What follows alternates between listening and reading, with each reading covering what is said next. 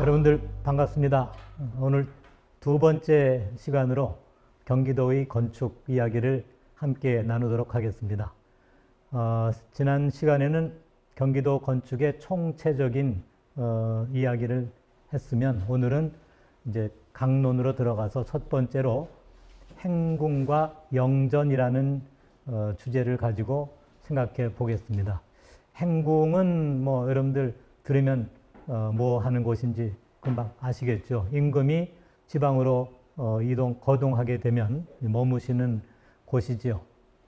근데 영전은 뭐 승진한 거를 가리키는 말 같기도 하고 조금 뜻이 모호합니다. 영전은 그림자 영자에 그 집 전자를 써서 원래 임금님의 초상화를 모신 집, 아마 이런 뜻으로 이해하면 좋을 것 같습니다. 물론 임금님만 모시는 것은 아니지만 조선시대에는 주로 영전이라는 그 명칭을 쓸 때에는 주로 임금님의 초상화, 즉 어진을 모신 곳을 가리켰습니다. 행궁은 뭐 조선시대에 굉장히 여러 군데 많이 있었죠. 근데 그 중에서도 가장 대표적으로 꼽는다고 하면 온양행궁을 우선 첫째 들을 수 있을 겁니다. 온양행궁은 이제 특히 왕실에서 온천욕을 할 때 들르기 위해서 상설로 만들어 놓은 시설이죠.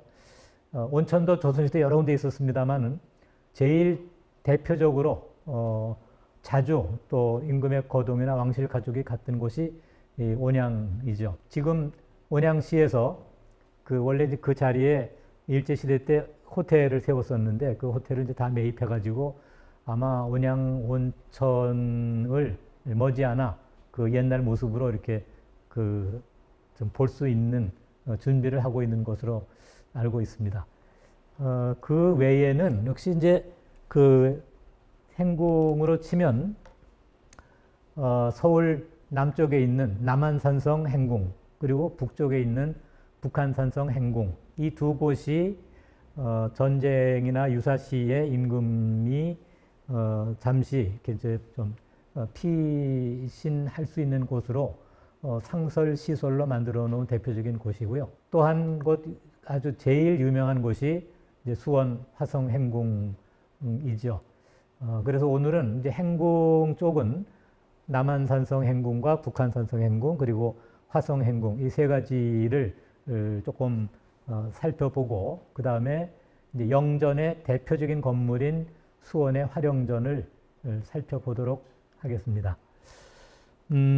남한산성은 이제 이미 세계문화유산으로도 등재되어 있고 또 현재 산성 전체를 아주 잘 가꾸어 놔서 이제 뭐 관람하는 데에도 전혀 무리가 없고 또 등산객들에게도 아주 환영받는 곳이고 또 최근에 뭐 영화, 드라마 이런 데서도 자주 소개돼서 여러분들이 아주 잘 아는 곳일 겁니다. 원래 백제 때 그 온조왕이 성을 쌓았다는 설이 전하지요.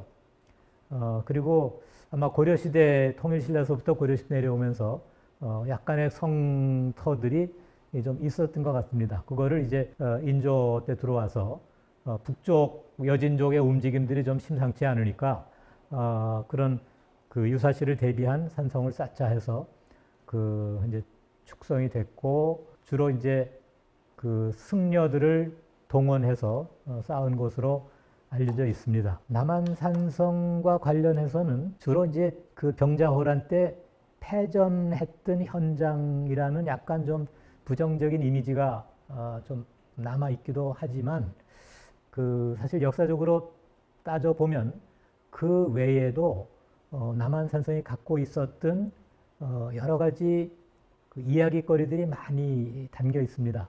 특히 저는 그 정조 임금이 정조 3년 되던 해에 이제 여주에 효종대왕 능을 그 절을 올리러 내려가면서 남한산성에 내려갈 때 묵고 또 여주 갔다가 올라올 때 또 묵고 묵으면서 거기서 과거 시험도 치르고 여러 가지 산성에 관련된 그 이야기들을 나눈 기록이 이제 승정원 일기 같은 곳에 아주 소상하게 있는데 그 부분이 조금 덜 이렇게 좀 알려져 있는 것 같아서 앞으로 이제 경기문화재단에서도 조금 그 정조와 남한산성이라는 주제를 조금 더 부각시키면 어떨까 싶은 생각이 들어요. 그게 이제 왕이 동대문으로 나와서 그 지금 저 송파로 이제 그 배를 타고 넘어가서 거기서 이제 산성 쪽으로 쭉 가면서 중간중간 그 지점마다 그 여러 가지 이제 그 주변에 지점이 갖고 있는 역사적인 유래라든지 이런 부분에 대해서 이제 정조 임금이 수행하는 사람들에게 계속 이제 물어보고 또 어떤 곳은 유서 깊은 곳은 또 그 누가 이제 묘소가 있다 그러면 그 치제라고 해서 이제 임금의 이름으로 제사도 지내도록 하고 그런 행적들이 지금 이 서울의 송파구에서부터 남한산성까지 제법 있습니다. 그래서 이제 그런 부분들을 포함해서 그 이제 이 행궁은 어차피 임금님과 관련된 것들이기 때문에 그 병자호란 때 패전한 이야기로만 너무 부각시키기보다 조금 더 좀 밝은 이야기들이 더 좀 만들어졌으면 좋겠다 하는 생각을 갖고 오늘 이 기회에 말씀을 드립니다. 남한산성은 여러 가지로 좀 일반 산성과 달랐어요. 우선 이 산성을 쌓고 나서 원래 그 광주부가 사실 경기도 남쪽에서는 제일 큰 고을이잖아요. 이 광주부 읍지를 산성 안으로 옮깁니다. 이게 지금 뭐 쉽게 그렇게 말할 수 있지만 보통 일이 아니었습니다. 그러니까 광주부, 지금 이제 하남시 거기 이제 평탄한 곳에 사람들이 이제 수백 년 동안 이렇게 살고 있었는데 산성을 쌓고 나서 우선 관청이 다 글로 갑니다. 동사무소가 다 옮겨가는 거죠. 그러고서 주민들도 이제 이주하게 됩니다. 그러면 오랫동안 그 살고 있던 사람들 또 자기 그 인근에 농토도 있었을 거고 조상 산소도 있었을 텐데 그걸 다 이제 버리고 산성 안으로 들어와서 산다는 것이 그렇게 이제 간단한 일은 아니죠.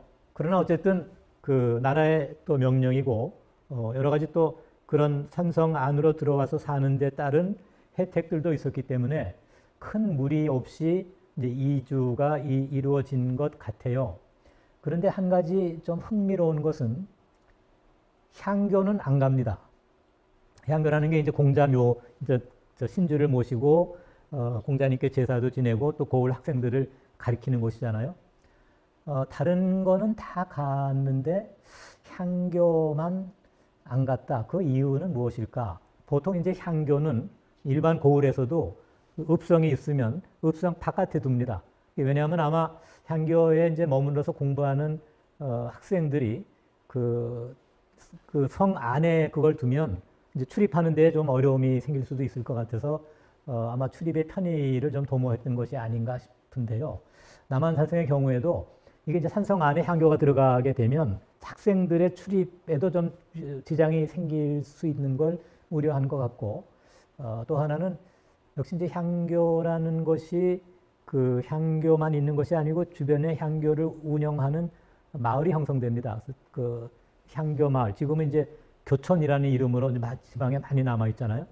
근데 이제 그 부분들에 약간의 좀 뭐 좀 저항도 좀 있지 않나 싶은데 아무튼 그 향교만 남겨놓고 이제 광주부 전체가 산성 안으로 들어갑니다. 이런 경우가 아주 간혹 예를 들면 청주 같은 곳이 상당산성 안으로 이제 들어간 사례들도 있지만 아주 예외적이고 특히 이제 남한산성을 그만큼 나라에서 중요한 그 보장처로 생각했구나 하는 것을 알 수 있습니다. 한 가지 더 있습니다. 그 남한산성 지도들에 이렇게 보면 이제 행궁이 그 청량산 아래 청량산을 주산으로 두고 그 아래 이제 행궁이 딱 있는데 그 행궁 왼쪽에 좌전이라는 집이 있습니다. 또 행궁에서 좀 조금 거리를 띄고 우실이라는 집이 있습니다. 그 보통 지도상에서 보면 좌전이 이제 행궁 옆에 그려져 있고 우실이 여기쯤에 이제 남아 있습니다. 좌전은 유사시를 대비해서 만든 종묘에서 혹시 그 산성으로 이제 피난을 갔을 경우에 종묘에 모시고 있던 신주를 가지고 가게 되면 이 좌전에다가 모실 생각을 했던 거고요. 우실은 사직단입니다. 그래서 사단, 직단의 신주도 이제 유사시에 다 가지고 가려고 했던 거죠. 그러니까 사실 종묘 사직 그러면 이게 거의 뭐 나라를 상징하는 그런 아주 가장 중요한 제사 시설이잖아요. 그거를 남한산성에 다 마련해 뒀다는 것은 이 인조 때 남한산성을 설치하면서 그것을 굉장히 아주 비중 있게 유사시를 대비한 철저한 준비로 산성을 만들었구나 하는 것을 알 수 있죠. 근데 이제 실제로 이제 병자호란이 터졌을 때는 사실은 그때 이제 임금님이 남한산성으로 들어갈 계획이 아니었죠. 강화도로 들어가려고 해서 왕세자랑 종묘 사직을 가지고 강화도로 들어갔습니다. 근데 임금님은 출발이 좀 늦어가지고 강화도로 가는 길이 막히는 바람에 이제 임금님만 남한산성으로 들어가서 이제 이렇게 좀 따로따로 가게 돼서 결국 모처럼 만든 좌전 우실이 실제로 쓰이지는 못했지만 그만큼 이 남한산성에 갖고 있었던 조선 왕실이 생각한 비중이 굉장히 컸구나 하는 것을 알 수 있습니다. 80년대 언저리에 이 남한산성을 올라가서 보았을 때만 해도 지금 이 행궁이 있던 자리에 무슨 호텔이 하나 있었어요. 그리고 이제 그 호텔 옆에 무슨 양어장도 있고 아무튼 거기가 남한산성이 거의 뭐 유원지 같이 이렇게 돼가지고 정말 참 보기 민망한 그런 상황이었습니다. 그러니까 이미 이 남한산성은 20세기 초에 오면 거의 이제 좀 이렇게 지금 사진에 보는 것 같은 폐허화가 진행이 됐습니다. 그 직접적인 계기는 그 광주부 읍치가 이제 1917년인가요? 결국 산성 위에 있으니까 여러 가지 이제 그 행정상의 또 교통상의 불편함이 있어서 지금 경안이라는 데로 지금 이 읍치가 내려가게 되니까 그 주민들도 따라서 다 이주하고 결국 산성은 이제 그 따라 내려가지 못한 사람들이 그냥 남아 있는 그런 처지가 되면서 급속하게 이제 건물들도 좀 퇴락해 가고 주민들 숫자도 줄어들고 그러면서 이제 행궁 건물도 슬그머니 이게 사라져서 이제 그 자리에 호텔이 들어서고 그랬죠. 아마 일제 시대만 해도 거기 이제 산성초등학교라고 있잖아요. 그 광주부에서 제일 오래된, 제일 일찍 열린 초등학교라고 그래요. 그래서 20세기 전반까지만 해도 그 광주 일대에서 제일 좋은 초등학교로 알려졌었답니다. 그만큼 이제 그런 도시로서의 기능을 아주 창창하게 가지고 있었던 곳이 남한산성이기도 하죠. 아까 정조 이야기를 잠깐 꺼냈습니다만, 정조 임금이 아무튼 굉장히 이렇게 학문 또는 학식에 대한 관심이 굉장히 높은 임금님인 것이 틀림이 없어요. 17, 8세기에는 지금은 여주에 능이 두 개 있잖아요. 꽃불 영자 쓰는 세종대왕 영능하고 또 편안할 안녕 영자를 쓰는 영능, 효종을 모신 능 두 개 있잖아요. 지금은 이제 세종대왕 능이 훨씬 유명하고 영능 간다 그러면 뭐 다 세종대왕 능으로 가지만 조선 후기에는 좀 달랐습니다. 조선 후기에 영능 그러면 효종능을 가리켰어요. 그리고 세종대왕 영능은 각인이 좀 덜 되어 있었습니다. 효종 임금이 북벌론을 주장하고 또 여러 가지 그 정책을 펼 때에 서인들과 아주 뜻을 굉장히 같이 했는데 조선 후기의 정치 권력이 서인들에게 많이 가 있었잖아요. 그러다 보니까 그 인조 뒤에 임금님들이 다른 데는 안 가도 이 영릉은 좀 이렇게 찾아가야 되겠다 하는 부담을 많이 가지고 있었습니다. 정조 3년 되는 해에 다른 데보다 조금 먼저 간 셈이에요. 그래서 영릉을 이제 갑니다. 이제 영릉은 여기 우리 수원에 있는 윤건릉도 서울에서 멀지만 영릉은 여주니까 훨씬 멀죠. 그래서 그 능행이 임금님이 한번 그 능에 행차하려면 대신들이 다 따라갑니다. 또 호위하는 군사, 또 왕궁에서 일하는 상궁 라인들, 뭐 어마어마한 인원이 이동하게 돼요. 그래서 이 정조 3년에 영릉 행차가 조선 후기의 왕실에서는 굉장히 큰 행사였고, 그때 이제 이 남한산성이 굉장히 이렇게 그 중요한 장소로 떠오르게 됩니다. 정조 임금이 가기 전에 미리 남한산성에 대한 공부를 쫙 해요. 그래가지고 그 가면서 신하들에게 툭툭 질문을 던집니다. 저거는 누가 한 거냐? 저거는 뭐냐? 저 현판 글씨 누가 썼냐? 그때 이제 옆에서 우물쭈물 대답 못하고 그러면 그건 뭐 그 쫓겨나는 거죠. 그래서 이제 그 굉장히 그 아주 긴장된 그 며칠간의 여행이었는데 이 남한산성에 들어오셔서 바로 이 남한 행궁에서 이제 며칠을 묵습니다. 그러면서 저기 성곽이 백제 때 쌓았다고 하는데 그 흔적이 지금 있냐 하고 묻습니다. 그 당시 남한산성 관리 총책임은 수호사가 맡아서 그 수호사가 옛날 노인한테 들었는데 저 꼭대기에 아직 백제 때 성터가 좀 남아 있다고 합니다. 이런 답을 하고 또 지수당 가서는 또 이 그 당의 유래가 뭐냐, 침계정에 가서 또 이게 언제 지은 것이냐 이런 것들을 하나하나 따져 묻고 그 다음에 또 거기 이제 온조 대왕의 사당인 숭렬전이 있고 또 병자호란 때 그 저항한 사막사를 모신 현절사가 있잖아요. 그래서 그곳에 다 임금님 대신 제사하는 치제를 지내도록 하고 이제 그런 아주 소상한 행적들이 지금 기록에 잘 남아 있어서 이제 남한산성을 찾아온 사람들에게 이제 그런 부분에 대한 이야기들을 더 좀 이렇게 잘 알려주고 유적들 하나하나에도 그 정조가 그와 나누었던 대화나 또 그 발자취 그 성곽을 제법 이렇게 돌았어요. 그래서 그런 것들을 이렇게 좀 다 좀 드러내면 남한산성에 대한 좀 우리 관심이 더 좀 높아질 수 있지 않을까 그런 생각을 갖고 있습니다. 여기는 그 연무관이죠. 정조가 이제 이 연무관에 이제 와서 그 당시에 남한산성을 지키는 거는 승려들이 했었어요.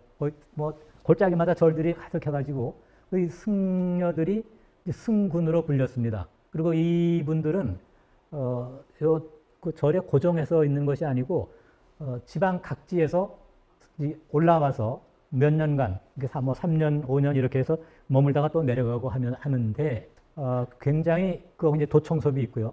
굉장히 이 군사훈련에 절도가 있었던 것 같아요. 그 정조 임금이 이제 연무관에 딱 앉아가지고 자 승군들 다 집합. 그래서 이제 그 한번 평상시에 훈련했던 그 군사훈련을 한번 시범을 보여라.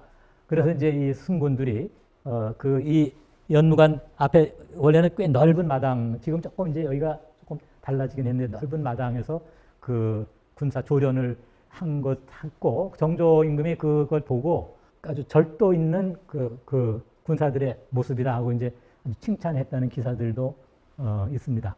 그러니까 이제 남한산성은 우리한테 이야기거리를 굉장히 풍부하게 만들어 주는 것 같아요.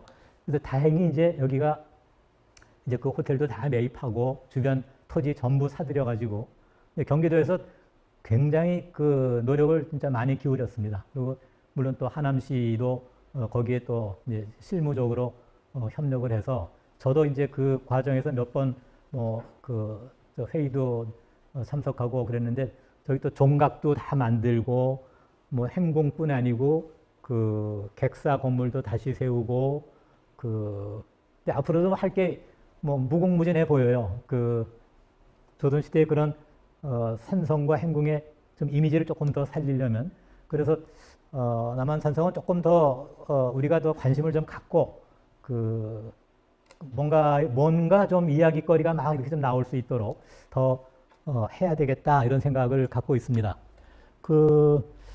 지금 이제 이렇게 행궁 건물이 복원이 잘 됐고 좌전 그 종묘로 쓰려고 했던 건물도 아주 그 발굴을 다 해가지고 잘 복원했는데 유감스럽게도 우실은 아직 거기가 이제 뭐 토지 매입도 잘 안 되는 것 같고 그 원래 이제 옛날 지적도 보면 우실 뒤에 배후림이 딱 이렇게 감싸고 있는 아주 기가 막힌 모습이었는데 지금 이제 우실은 이제 앞으로 이제 또 경기도가 이제 좀 더 풀어야 할 숙제가 아닌가 싶기도 합니다.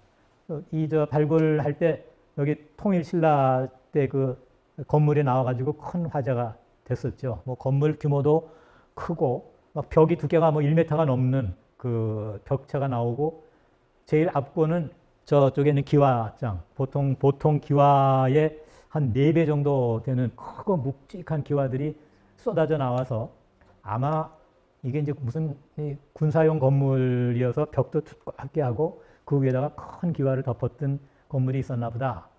이런 이제 상상을 하게 되는데 지금 이제 그 행궁 안에다가 이제 저 통일신라 때 건물터를 조금 이렇게 이제 흔적만 좀 만들어 놓아서 그걸 봐가지고는 지금 저 발굴할 때 느꼈던 그 정말 막 좀 경탄스러운 그 멋진 모습이 전혀 좀 전달이 안 돼서 아주 좀 아쉬워요. 저걸 어떻게 좀 더 잘 드러낼 수 있을지 우리가 좀 고민해야 될 숙제가 아닌가 싶습니다. 북한 산성은 여기는 남원 산성보다도 덜 알려지고 좀 이렇게 관심도 좀 아직 덜 끌어내고 있는 곳이 아닌가 싶어서 여기도 정말 할 일이 무궁무진하겠다 하는 생각이 듭니다. 북한 산성은 이제 숙종 때 이제 서울 성곽을 한번 다시 딱 개축을 하고 그리고 또 북쪽에도 여기도 역시 백제 때 성 쌓은 흔적이 있다고 전해지는 곳이죠. 뭐 워낙에 산세가 좋기 때문에 사실 성을 안 쌓아도 거기는 뭐 얼마든지 들어가서 버틸 수 있는 그런 곳이지만 숙종 때 아주 큰 결심을 하고 축성을 했습니다.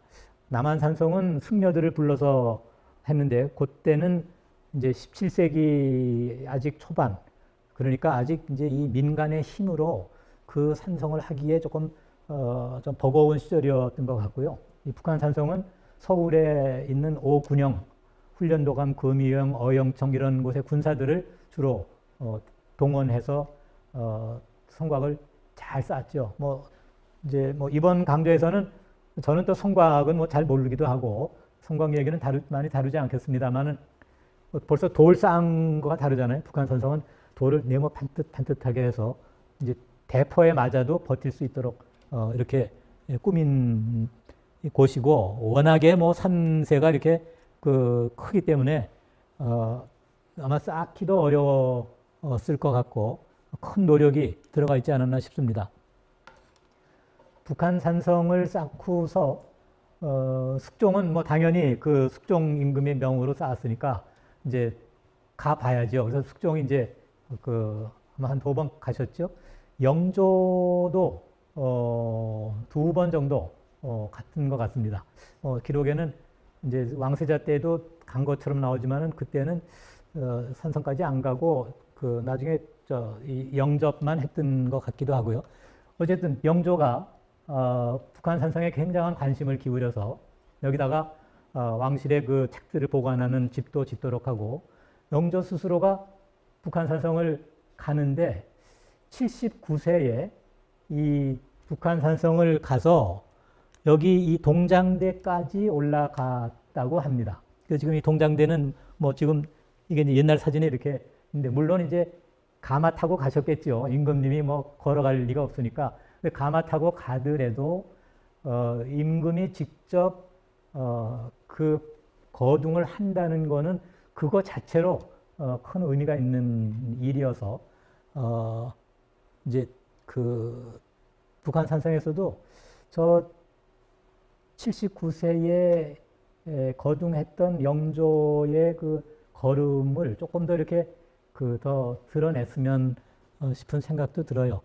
원래는 이제 동장대에서 조금 더 가려고 했는데 이제 가마 타고 도저히 움직일 수가 없다고 그래가지고 이제 저희가 시단봉이라는 이름으로 불리는 봉우리여서 이제 주로 지금 사료에는 시단봉까지 이제 왕의 가마가 올라간 거로 나와 있죠. 북한 산성은 제가 찾아본 기록에는 홍수가 나서 이 행궁이 무너졌다고 되어 있더라고요.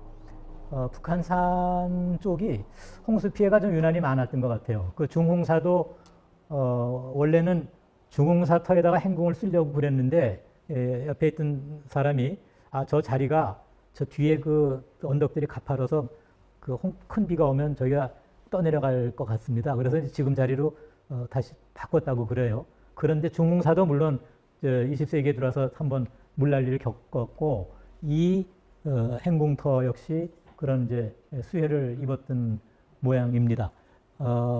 그래도 다행히 여기는 누가 와서 뭐 이렇게 건물이 뭐 불에 타거나 뭐 큰 손상을 입지 않았기 때문에 지금 이제 지난번에 열심히 이제 경기문화재단에서 이제 발굴을 해가지고 타 보니까 건물터가 뭐 거의 그대로 나와 있어서 뭐 주춧돌이라든지 온돌 구둘자리까지 그대로 있기 때문에 아마 앞으로 이제 저 모습을 드러내는 거가 그렇게 어려운 숙제는 아닌 것 같아요. 건물 사진도 있고요.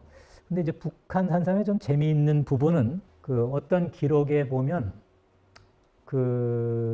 여기 이제 중성문에서 들어가서 여기 이제 비석이 많이 있고 요 선영루라는 누각이 있고 조금 지나면 중흥사 절이 있고 조금 더 가면 태고사가 있고 그렇잖아요.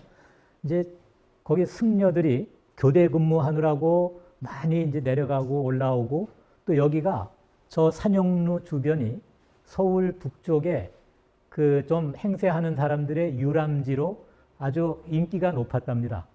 그래서 이 중성문 안 중흥사 사이의 이 냇물, 저 산영루 있는 곳이 마치 도해지 같다 이런 표현도 남아 있습니다. 그만큼 지금은 우리가 그냥 이게 산성의 산속에 있는 그냥 유적이구나 이렇게만 생각하기 쉬운데 아마 조선 후기에는 지금보다 훨씬 더 사람들의 인기가 있고 출입이 많았던 곳이었겠구나 하는 생각을 갖고 있습니다. 어찌 되었든 이제 이 남한산성이 지금 남한행궁이 다시 세워져 가지고 사람들의 이목도 더 끌 수 있고 그 위상이 높아졌듯이 이 북한산성 행궁도 일단 건물이 다시 좀 번듯하게 쓰고 또 진입하는 길도 지금보다 조금 더 편안하도록 이렇게 좀 다듬으면 또 서울 북쪽에 굉장히 중요한 역사적인 유적의 하나로 떠오를 거다 이런 확신을 갖고 있습니다. 화성행궁은 사실 뭐 제가 오늘 더 이렇게 뭐 얘기 안 해도 우리가 이제 너무 잘 알고 있어서 화성행궁은 조금 간단하게 넘어가고 이제 영전 얘기를 주로 좀 하려고 하는데요. 이 행궁 지금 이제 행궁 복원을 싹 해가지고 여기는 사람들이 이제 화성행궁으로만 이렇게 이제 인식을 하고 있는데 실은 여기는 수원부의 관청이죠. 처음 질 때부터 지금 저쪽 지금 윤건릉 있는 곳에 있던 수원고을의 관청 건물을 싹 뜯어가지고 일로 팔달산 안으로 가져왔잖아요. 그래서 그 동헌 건물이 장남헌이라는 집인데 바로 지금 행궁의 정전인 봉수당 건물이 바로 그 장남헌 건물이죠. 그러니까 사실 여기는 행궁이라고 해서 임금이 이 행궁을 사용하는 것은 정조에서부터 고종 때까지 한 100년을 잡아도 여기 왕이 내려온 날이 한 20번 정도밖에 안 돼요. 그리고 임금이 내려와도 뭐 2, 3일, 길면 2, 3일 정도 묵은 거니까 거의 평균적으로 치면 한 4, 5년에 한 번 2, 3일 쓴 거죠. 행궁으로는. 그 나머지 그 100년 동안 뭐로 쓰였냐 하면 수원 부사의 집무실 관청이었는데 너무 행궁하고 이제 이 행궁에다가만 너무 비중과 의미를 많이 두다 보니까 관청으로서의 이 수원 부의 그 기능이나 의미는 너무 좀 희석된 것 같아서 이걸 너무 정조에게 너무 초점을 맞추고 너무 행궁에다가만 이렇게 좀 비중을 두는 것은 원래 이 건물이 가지고 있었던 그 성격이나 역할하고 조금 거리가 있지 않을까 하는 아쉬움을 좀 가지고 있습니다. 뭐 이것도 이제 싹 없어져서 여기 도립병원이 들어와 있다가 정말 그때는 뭐 다른 데에 지원 없이 수원시가 뭐 정말 아주 온 힘을 기울여서 이 행궁 복원을 해서 지금 이제 이만큼 아주 뭐 경기도에서 손꼽히는 유적이 되었지요. 그리고 여기 또 이제 해경궁이 내려왔을 때 해감년을 열어서 더 그 이미지가 이제 상승된 점이 있습니다. 그런데 제가 이 화성행궁에서 제일 좀 흥미있게 보는 집은 낭남헌입니다. 그러니까 화성행궁에 여러 건물이 있는데 대개는 그 수원부의 관청과 연관된 건물들이고 이 낭남헌만은 진짜 행궁에 맞는 행궁다운 건물이다 이런 생각이 들어요. 처음에 이제 수원 고을이 이제 이쪽으로 팔달산 아래로 와서 건물을 이제 다 저쪽에 있던 집들을 다 뜯어다가 이제 세우고 나서 그 공사를 그 1794년 때 1789년에 이제 옮길 때 이제 급하게 집을 짓고 이제 요 해경궁 회감년이 1795년에 했는데 그때에는 이제 회감년 잔치를 크게 열어야 되니까 그거를 대비해서 그 전년도 겨울에 행궁을 이제 막 확장하고 다듬습니다. 거기서 지은 집이 낭남헌이에요. 그러니까 낭남헌은 다른 지금 건물하고 틀리게 진짜 행궁을 위해서 지은 아마 그 유일한 집이라고도 볼 수 있어요. 나머지 객사나 동호는 다 이제 관청으로 썼던 것이기 때문에요. 그리고 이제 이 건물을 지으면서 지난번에 소개해드렸던 정복룡이라는 서울의 내수사에 있는 아주 그 양반은 뭐 그 경력이 정말 화려합니다. 그 전 한 20년 전서부터 궁궐, 사묘 뭐 웬만한 거 다 이 정복룡 목수 손에 다 지어졌는데 이 낭남헌 역시 이제 그 양반이 이제 책임자가 돼서 집을 지어요. 근데 지금 이 뭐 여기서 너무 그 자세한 구조를 말씀드리기 좀 어려워서 좀 그냥 넘어가겠습니다만은 이 집에 지금 저 집에 이제 이렇게 5칸 대청을 열고 뒤에다가 기역자 꺾어서 온돌방을 놓고 하는데 이 지붕 대들보 거는 부분이 조금 하여간 좀 색달라요. 어떻게 보면 너무 과감하게 볼을 쫙 걸어가지고 그게 뭐 기울어지고 뭐 금가구에서 한동안 저기다 보조 철제 기둥을 세우고 뭐 그런 사연들이 좀 있는 집이어서 이 집에 대한 그 정복룡 목수의 생각이 무엇이었는지가 좀 궁금하고 앞으로 연구거리가 좀 됩니다. 그리고 그 정복룡이라는 분의 다른 건물들하고도 좀 이렇게 살펴보면 여기 굉장히 재밌는 이야기들이 나오겠구나 하는 생각을 갖고 있는데 뭐 그거는 이제 이번 기회에 자세히 들어가긴 좀 어렵겠고요. 지난 첫 번 강좌 때 얘기했듯이 이 앞에는 기단. 이 기단이 이제 정말 서울에는 궁궐에도 없고 다른 곳에도 없고 오로지 지금 화성행궁의 낭남헌과 방화수리정에서 볼 수 있는 이 벽돌로 기단면을 쌓고 돌로 테두리를 두른 것이고 이 기단이 역시 좀 특수하게 여겼던 것 같아요. 그래서 이제 기단을 잠깐만 좀 소개해드리면 이제 우리나라 목조건물의 기단이 이제 뭐 옛날 선사 시대에는 땅을 파고 움집에서 살다가 이제 지상으로 이제 올라오면서는 다 이렇게 흙으로 단을 쌓잖아요. 지금 이제 삼국시대를 지나며 통일신라로 가면서는 저렇게 지금 저기는 불국사 대웅전 기단인데 이렇게 표면에다가 마치 기둥이 서 있는 것처럼 하고 또 표면을 넓적한 돌로 이렇게 면을 막는 방식을 썼어요. 저거를 이제 뭐 무슨 가구식 기단 뭐 이렇게도 부르기도 하는데 그 표현은 좀 적절치 않은 것 같긴 한데 아무튼 저런 기단도 있고 고려 시대로 가면 저렇게 이제 손 많이 가는 기단은 안 합니다. 여기 지금 만월 때의 기단은 그냥 굵직굵직한 돌을 이렇게 이제 쌓아 올려요. 조선 시대로 들어와서 이제 활용전 같이 이제 궁궐 목수가 와서 제대로 하는 데는 이렇게 장대석이라고 부르는 넓적한 돌을 하고 이제 산골에 있는 절에서는 우리가 많이 보는 자연석 기단이라고 하는 이제 돌을 약간만 다듬어서 만들죠. 그래서 이제 저 자연석 기단이 우리 한국 건축의 아주 그 간판같이도 알려져 있습니다. 이런 와중에 이렇게 테두리를 돌로 하고 면을 벽돌로 채운 기단은 그 전에도 없고, 그리고 또 이상하게 그 후에도 잘 안 해요. 지금 유물로 남아있는 거는 지금 거의 없습니다. 근데 이 기단은 사실은 중국에서 많이 하던 것이에요. 중국의 명나라, 청나라 때 궁궐이나 왕실 사묘에 그런 기단이 많아요.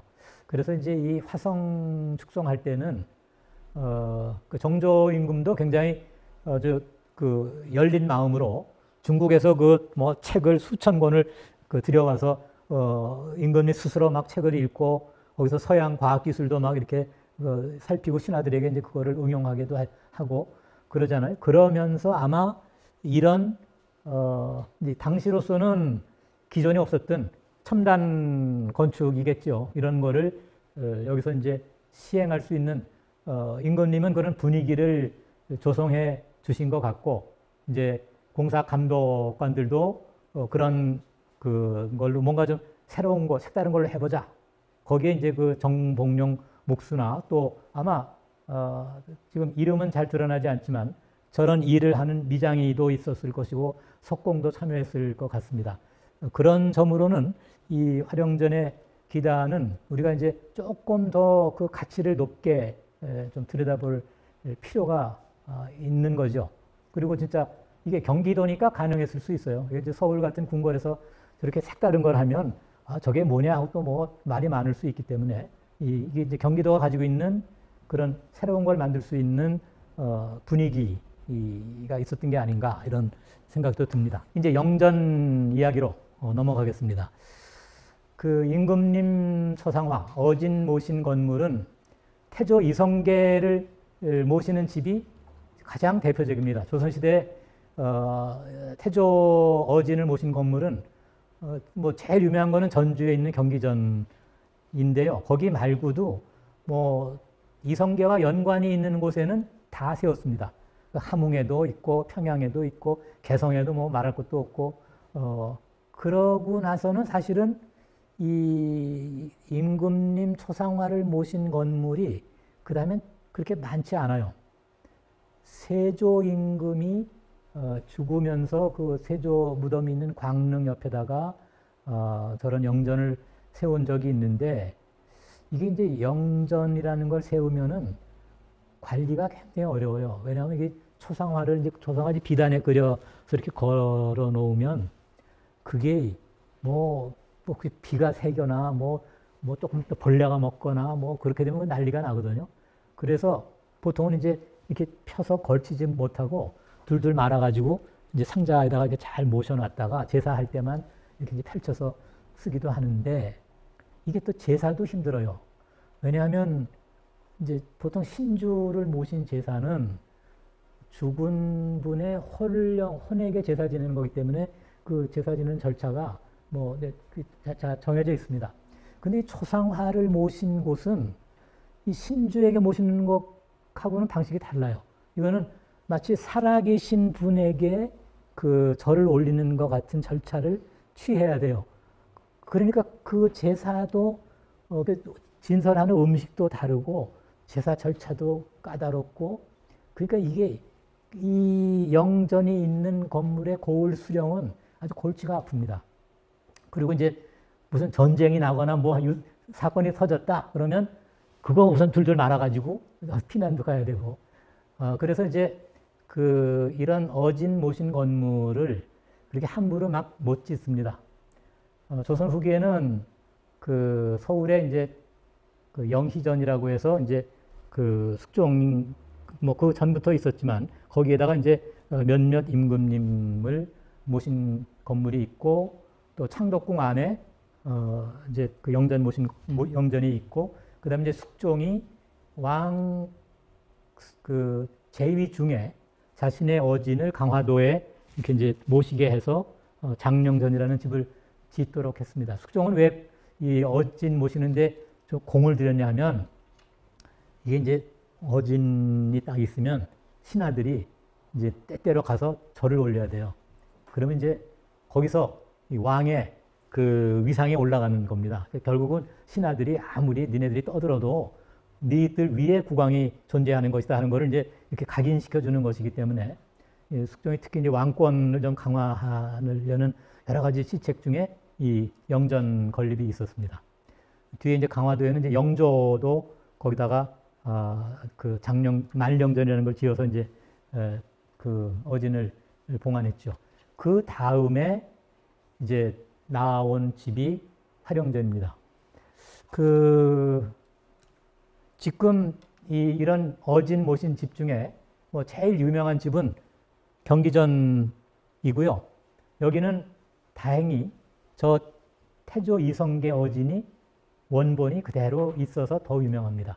물론 이제 지금 저 그림은 뭐 이성계 계실 때가 아니고 이제 저게 19세기에 경복궁 중건할 때 한번 이제 저게 이제 그림이니까 오래되면 이제 퇴색하고 얼굴이 희미해지고 그렇게 되니까 결국은 이제 다시 화원에 이제 얼굴을 다시 그려서 모시게 되죠. 그래도 그 어진이 이제 원본이 남아 있는 집이어서 더 유명한데요. 이 경기전은 앞에 이렇게 톡 튀어나온 집이 있습니다. 저게 이제 제사 지낼 때 배전이라고 부르는 제사용 건물이에요. 지금 이 함흥에 있는 준원전도 물론 태조 이성계 어진을 모신 곳인데 이 집도 이렇게 앞에 톡 튀어나온 집이 있습니다. 그래서 저런 방식으로 정자 각으로 쭉 오다가 숙종이 강화도에 장령전을 지면서는 그냥 반듯한 5칸짜리 집으로 고칩니다. 그리고 대신에 건물 앞에 월대를 이렇게 넓게 마련해서 월대에서 제사 준비를 하게 돼요. 화령전은 이제 바로 그 장령전을 모델로 해서 지었습니다. 근데 장령전은 그 신미양요 때 그 프랑스군이 강화도 점령하면서 거기 이제 의견이 뭐니 그 많은 서책들이랑 보물들을 약탈해 가면서 저 집도 불나서 없어져 버렸어요. 그래서 지금 그 장령전 스타일로 이렇게 정자각이 아니고 5칸 반듯하게 짓고 월대를 둔 영전 건물은 화령전이 유일합니다. 이제 나머지는 지금 창덕궁 안에 선원전이라는 이름으로 이제 있는데 거기는 이제 여러 임금님들을 이렇게 모시기 때문에 조금 성격이 다르고요. 그래서 이 화령전이 그 조선 왕실을 상징하는 굉장히 큰 의미가 있는 건물이에요. 근데 여기가 영 그동안 주목도 못 받고 뭐 관리도 좀 소홀하고 좀 그랬어요. 여기 화령전 정전 이름이 운한각인데 이 운한각은 이제 순조가 이름을 짓습니다. 운한각이라는 것이 운한이라는 말이 은하수를 가리키거든요. 그래도 은하수란 뜻도 있고 또 아주 운한소회라고 해서 이제 중국에서 그 수많은 서책들 속에 이렇게 이제 그 자기 생각을 가다듬는다는 의미도 있고 또 운한각이라는 말을 임금님의 글씨나 책을 보관하는 곳이라는 뜻하기도 해요. 이제 정조가 1800년에 승하하시고 이제 순조가 왕이 돼가지고 아직 그때는 이제 나이가 어려서 서울 밖을 못 나갔어요. 그러다가 이제 순조 이제 4년 될 때 아마 그때 이제 15살이 됐을 거예요. 그러니까 이제 15살이면 성인으로 치니까 그래서 처음 수원을 옵니다. 그리고 이제 이 화령전에 와서 이제 절을 올려요. 수원은 아까 그 행궁이 이제 한 20차례 정도 왕이 내려왔다고 그랬잖아요. 정조는 물론 이제 아버지 사도세자 묘소를 찾기 위해서 이제 왔지만 그 다음 순조서부터 고종까지는 수원에 오면 현룡원 건릉은 가지만 반드시 빼놓지 않은 곳이 화령전이에요. 왜냐하면 여기는 정조 임금의 초상화가 있는 곳이기 때문에 인사 안 하고 가면 그건 호로자식이 되죠. 그러니까 반드시 이 화령전에 와서 이제 작헌례를 술잔을 올리는 예를 올립니다. 그런 점에서도 이 화령전은 조금 더 좀 그 가치나 의미를 좀 드러내야 되는데 그동안은 뭐 좀 이렇게 묻혀 있다가 작년인가 재작년에 겨우 이제 보물로 승격이 됐어요. 근데 이 건물이 또 기가 막힙니다. 제가 보기에는 조선 후기 왕실 건축 중에 베스트라고 생각해요. 아주 거기에 건축의 기술이나 형태가 아주 완전히 그 집약된 건물이라고 볼 수 있어요.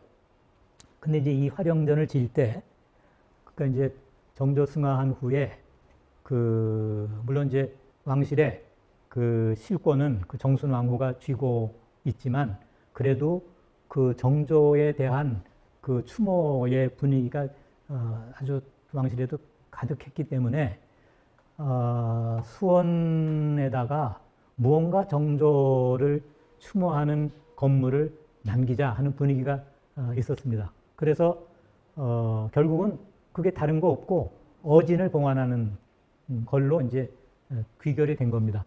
정조 초상화는 여러 군데 있었어요. 그 지금 저 현룡원에도 제실에 하나 있었고 또 서울의 창덕궁에 주합례도 있었는데 그 그림들 다 일로 가져옵니다.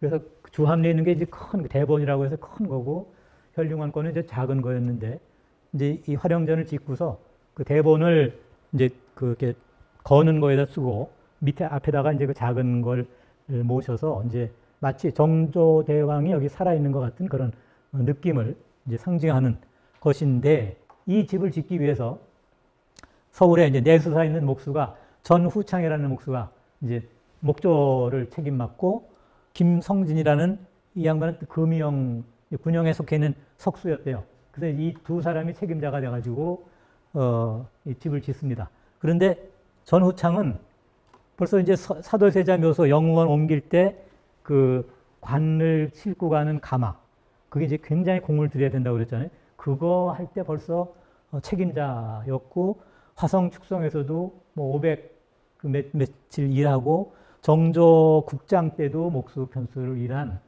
그러니까 요 당시로는 아주 최고 베테랑급의 목수고 이 석수도 뭐 경력이 비슷합니다.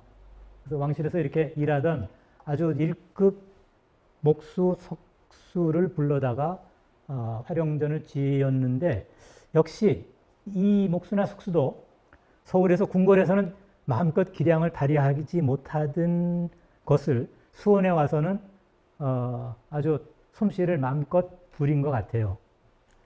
지금